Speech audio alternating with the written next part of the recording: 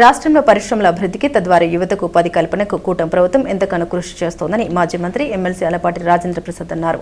రాష్ట్రంలో ఆర్సెల్ఆర్ మిట్టల్ నిసాన్ సంయుక్త ఆధ్వర్యంలో రానున్న అతిపెద్ద ఉక్కు ఫ్యాక్టరీ ఎందుకు నిదర్శనమన్నారు. తెనాలికి చెందిన మాజీ మంత్రి ఎమ్మెల్సీ అలపాటి రాజేంద్ర ప్రసాద్ బుధవారం స్థానిక మార్కెట్ యార్డును సందర్శించారు.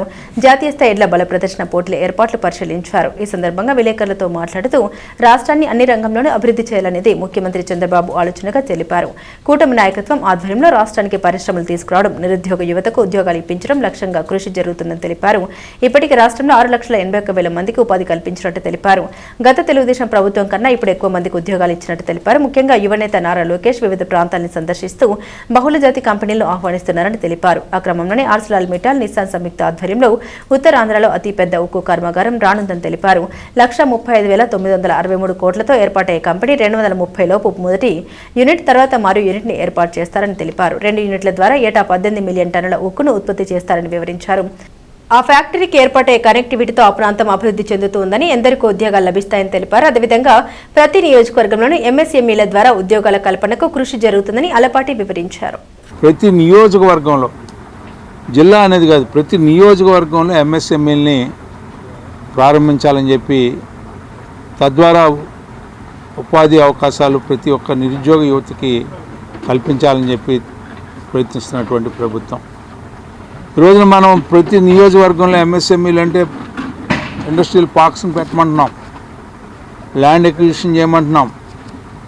ఎక్కడున్నాయో గతంలో ఏపీఐఐసి కింద కానీ, ఆటోనగర్లో ఉన్నటువంటి ఖాళీ స్థలాలు కానీ, లేకపోతే కొత్తగా అవసరమైతే అక్కడ కానీ, వీటిలన్నిటినీ మనం పునఃపరిశీలించుకుంటూ ఏ రకమైనటువంటి ఇండస్ట్రీస్ని తీసుకురావాలి, అక్కడున్న పరిస్థితులు ఏంటి, అగ్రి బేస్డా లేకపోతే డిఫరెంట్గా తీసుకెళ్ళా, ఐటీ బేస్డా, ఎట్లా ఏంటి ఏ రకంగా డెవలప్ చేయాలనేది అనునిత్యం కూడా దీని మీద స్కిల్ డెవలప్మెంటు, అదేవిధంగా విద్యార్థులకి ట్రైనింగ్ సెంటర్సు, ఈ రెండూ కాకుండా అక్కడున్న పరిస్థితులను బట్టి దానికి అన్వయించుకునేలాగా లింకేజ్ ప్రోగ్రామ్ని ఈ రోజున ప్రవేశపెట్టి ప్రతి ఒక్క యువకుడిని కూడా సాంకేతిక పరంగా నిష్ణాతుడిగా తయారు చేయాలని చెప్పి ప్రయత్నిస్తున్నటువంటి ప్రభుత్వం.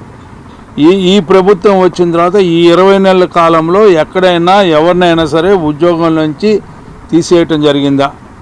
ఎక్కడ తీసేసామంటే ఉద్యోగం చేస్తున్నట్టు అక్కడ ఉన్నటువంటి ప్రజాప్రతినిధుల ఇళ్లలోనూ పనిచేస్తూ ఉంటుంటే వాళ్ళకి మాత్రం మేము ఉపశమనం, అయ్యా మీరు రెస్ట్ తీసుకోండి, వాళ్ళ ఇళ్ళలోనే పనిచేసి వాళ్ళు ఎక్కడ పనిచేశారో అక్కడే డబ్బులు తీసుకోండి, కానీ ఇక్కడ కాదు అని చెప్పిన సందర్భం తప్పితే సజావుగా ఎవరైతే ఉద్యోగం చేస్తూ సేవ చేస్తూ ఉన్నారో ప్రజలకు వాళ్ళ యొక్క పొట్టలు కానీ, వాళ్ళని ముట్టుకోవటం కానీ, వాళ్ళకి నష్టం చేసే అంశం కానీ ఎక్కడ కూడా చేయనటువంటి ప్రభుత్వం ఈ ప్రభుత్వం అని చెప్పి ఈ సందర్భంగా మనం చేస్తూ, మరి అదేవిధంగా ఈ రాష్ట్రంలో ఉన్న యువతని కాపాడటానికి అనునిత్యం శ్రమిస్తున్నటువంటి చంద్రబాబు నాయుడు గారికి, పవన్ కళ్యాణ్ గారికి, లోకేష్ గారికి, అదేవిధంగా డబుల్ ఇంజిన్ సర్కార్లో ఉన్నటువంటి మరి కేంద్రం నుంచి సహాయం అందిస్తున్నటువంటి మోడీ గారు కూడా ఈ యొక్క పరిశ్రమ గురించి ప్రశంసించిన సందర్భం కూడా, అంత పెద్ద పరిశ్రమని తీసుకురావటం అనేది నిజంగా ఈ రాష్ట్రం